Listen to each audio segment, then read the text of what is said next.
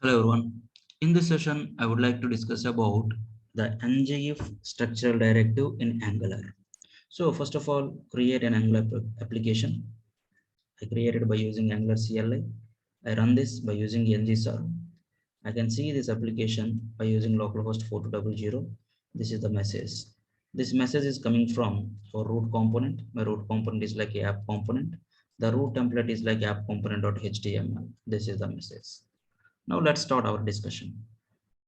Why we go for ngIf directive?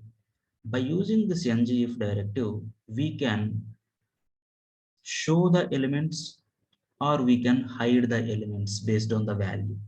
So let's take one simple element. My element contains this data. Here there is no condition, nothing, so that my Sachin visible. Here you can use the structural directive like ngIf with some value like true. Now if you come here, yes, if my ngIf is like true, my element is visible. Now the same thing, can you change like true to false? Now if you say this, my ngIf is not, my ngIf value is like false, so that my div at least not rendered or not. See inside the DOM, if you observe, okay, if my ngIf value is like a false for my any element, the total element is going to remove from the DOM or not. The space and everything is going to remove from the DOM. If my ngIf is like false. If my ngIf is true, there is no problem. As usual, my element is going to render inside the browser. Now, there has one more directive also there, hidden. Okay, that's like by binding property. Okay, just you can write like div. One more player is there, Dhoni, for example. Dhoni is there. Now here, this is like an attribute directive, hidden. You can use it. Property binding, this is just you can put like hidden false, means what, don't hide it, so that my Dhoni is visible. Dhoni is visible. Now if you say like hidden true, okay, hide this Dhoni, then that time say this, my Dhoni also not visible.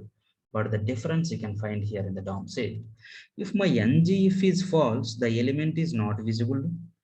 Okay, hidden is like false. Okay, hidden is like true, then the time also it's hidden.